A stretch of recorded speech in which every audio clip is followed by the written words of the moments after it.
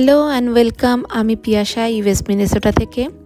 আশা করি সবাই তোমরা খুব ভালো আছো, আমরাও খুব ভালো আছি। এখন আমি সকালের ব্রেকফাস্ট রেডি করছি, ওয়াফলস। আজকে সানডে, তাই একটু ছেলেদের পছন্দেরই ব্রেকফাস্ট রেডি করছি। ব্রেকফাস্ট করে ওরা আবার একটু বেরোবে মানে বাড়ির কাছাকাছিতেই। আমাদের আর যারা ইন্ডিয়ান ফ্রেন্ডরা রয়েছে তাদের বাচ্চারাও যাবে, সবাই মিলে একটু স্নোতে খেলবে, স্লেডিং করবে।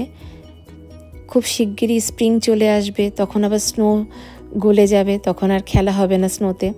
তাই সবাই বাড়িতে বসে বোর হচ্ছে, বাইরে তাই যাবে একটু স্নোতে খেলতে। আজকে আবার আমার অনেক কাজও আছে, তাই দূরে কোথাও যাওয়ার নেই আজকে। কাজ বলতে আর কি, রুথের জিনিসপত্র প্যাকিং করতে হবে, রুথের জিনিসপত্র সব চেক করে নিতে হবে, কারণ কাল আবার রুথ যাবে স্কুল থেকে এডুকেশনাল ট্যুরে 5 দিনের জন্য। তাই ওই সবগুলো সব চেক করতে হবে, ঠিক করতে হবে। যাই হোক, তোমাদের সাথে কথা বলতে বলতে ব্রেকফাস্ট রেডি হয়ে গেছে, ওদেরকে দিয়ে দিয়েছি। এটা রুথের ফেভারিট তো? এটা আমার সেকেন্ড ফেভারিট। এটা তোমার কি? Second favourite. ওকে, ওকে। কে বলবে কেমন হয়েছে? ওকে দেন। তুই কি ইভেন খেয়েছিস এখনো? রুথ বলো কেমন হয়েছে। ওরা ব্রেকফাস্ট করতে থাকুক, আমি ততক্ষণ একটু দুপুরের রান্নাটা এগিয়ে রাখি। আজকে দুপুরের রান্নায় মাটন কিমা আছে, কিমার কোপ্তা কারি বানাবো। তার জন্য পেঁয়াজ, আদা, রসুন সব কেটে রেখেছি। কিমা, আদা, রসুন, ধনেপাতা, গরম মশলা, নুন, গোলমরিচ দিয়ে একটু ম্যারিনেট করে রেখেছিলাম, রেখে ভেজেও নিয়েছি। আর দইয়ের মধ্যে হলুদ, জিরে, ধনে, সব লঙ্কা গুঁড়ো সব মশলা দিয়ে একটু গুলে রেখেছি। আর তারপর পেঁয়াজ, আদা, রসুন ভালো করে ভেজে কষিয়ে টমেটো দিয়ে গোলা মশলাটা পুরো দিয়ে দিয়েছি, দইয়ের সাথে যে গোলা মশলাটা রেখেছি। মশলাটা দিয়ে ভালো করে কষিয়ে নিয়ে একটু জল দিয়ে ফুটিয়ে নিচ্ছি। তারপর ভেজে রাখা কিমা বলগুলো দিয়ে আর একটু ভালো করে ফুটিয়ে গরম মশলা দিয়ে নামিয়ে নেব। এই যে রেডি হয়ে গেছে আমার কিমার কোপ্তা কারি। এবার আমিও ব্রেকফাস্টটা করে নিই। I don't give consent. Breakfast করে নিয়ে সবাই বেরোচ্ছি, আমিও ওদের সাথে যাচ্ছি, একটু ভিডিও করে নেব। চলো তোমরাও দেখবে আমাদের এখানের বাচ্চাগুলো ঠান্ডাতে বাইরে কিভাবে খেলে।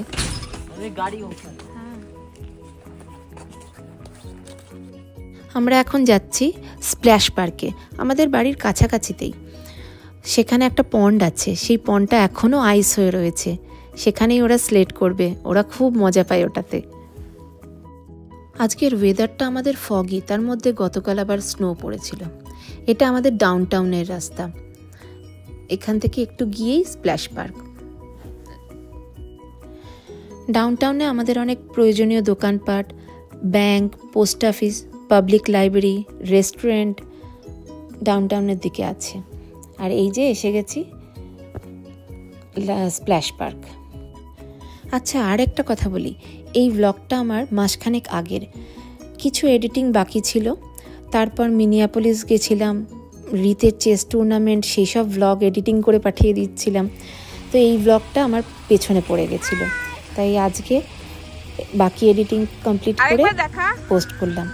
এখন আর এরকম বরফ নেই, এখন স্প্রিং আসার পর আমাদের অনেক স্নো গলে গেছে, অল্প অল্প একটু একটু কিছু কিছু জায়গায় বরফ রয়েছে, তবে ঠান্ডা এখনো আছে।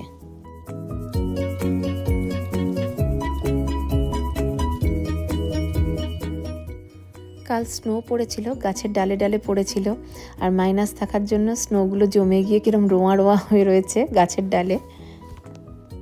গাছের ডালটা মনে হচ্ছে কাটা কাটা, আসলে এগুলো স্নো, আইস হয়ে গেছে।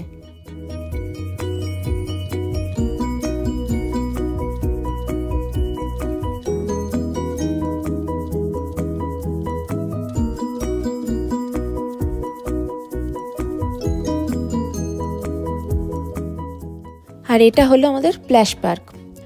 এখন স্নোতে ভরা রয়েছে ঠান্ডার সময়, আর গরমের সময় এখানে জল চালু করে দেয়, ফাউন্টেনগুলো সব চালু করে দেয়, বাচ্চারা সব জলের মধ্যে তখন খেলে। আর এটা হলো রোজো রিভার ব্রিজ, রিভারের জলটা এখনও আইস হয়ে রয়েছে। গরমকালে এই রিভার থেকে সৈকত অনেক মাছ ধরেছে, এখানে পাইক মাছ খুব পাওয়া যায়। আর স্নোর টাইমে এখানে অনেকেই স্নো মোবিল করে, মানে চালায়।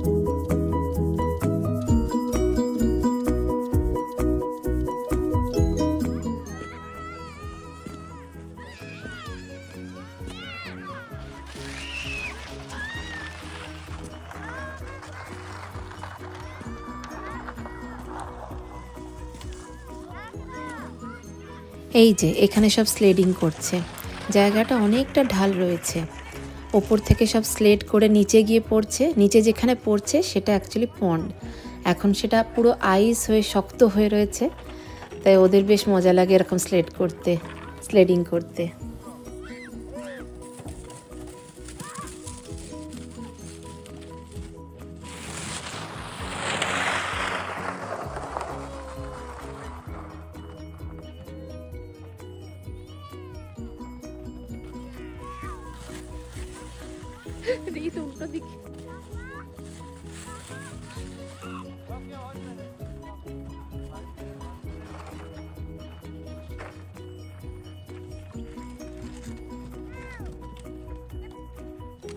Ryan versus you and our team. Okay, go now.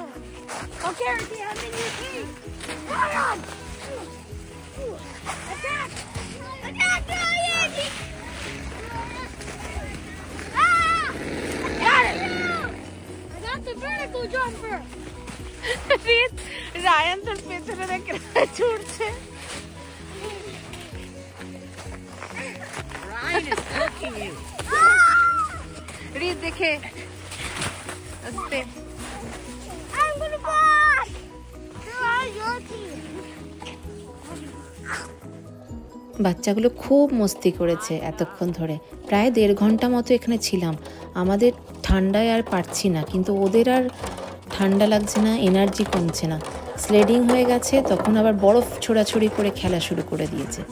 আর এখন বাড়ি যেতে বলছি, সবাইকে জোর করে এবার বাড়ি নিয়ে যাওয়া হচ্ছে, তখন আর কারোর এনার্জি নেই বাড়ি যাওয়ার জন্য।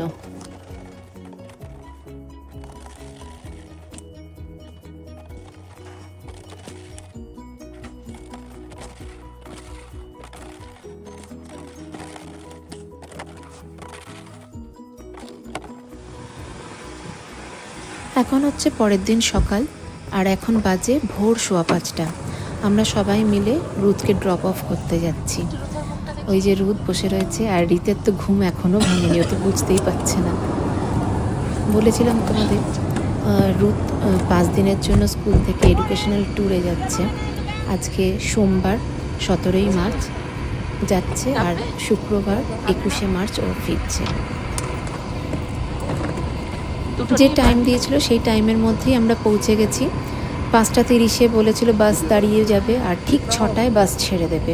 আমরা টাইমেই চলে এসেছি। আজকে আবার সকাল থেকে স্নো পড়াও শুরু হয়েছে ভোরবেলা থেকে। ওদের 2টো বাস যাচ্ছে, আর একটা রোজ স্কুলেরই কার যাচ্ছে, ভ্যান যাচ্ছে বলে। আর বাসের সাথে কি সুন্দর লাগেজের ভ্যান লাগিয়ে দিয়েছে, ওখানে সুটকেস লাগেজগুলো রাখা হবে। আর বাসে স্টুডেন্টরা যে বসবে, সাথে হালকা ব্যাগ নিয়ে বসবে। ওদের স্টুডেন্ট টিচারদের সাথে কিছু প্যারেন্টস সিলেক্ট হয়েছে, তারাও যাচ্ছে, আর নার্সও থাকবে।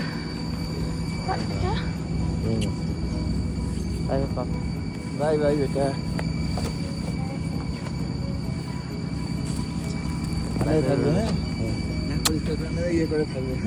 আমাদের তো একটু মন খারাপ লাগছিলই, আর রিতেরও খুব মন খারাপ ছিল।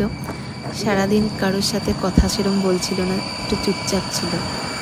1 দিন নয়, 5 দিনের জন্য। ভাবিনি কখনো এত ছোট বয়সেই এত দিনের জন্য ছেড়ে থাকতে হবে। যাই হোক, ভালো কাজে যাচ্ছে, সবাই মিলে আনন্দ করুক। ভালো থাকুক সেটাই চাই।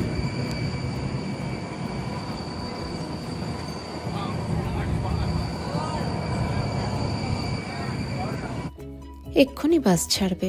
চলো আমিও এবার ভিডিওটা এখানেই শেষ করছি। ভালো লাগলে একটা লাইক করে দিও। দেখা হবে আবার আর একটা নতুন ভিডিওর সাথে।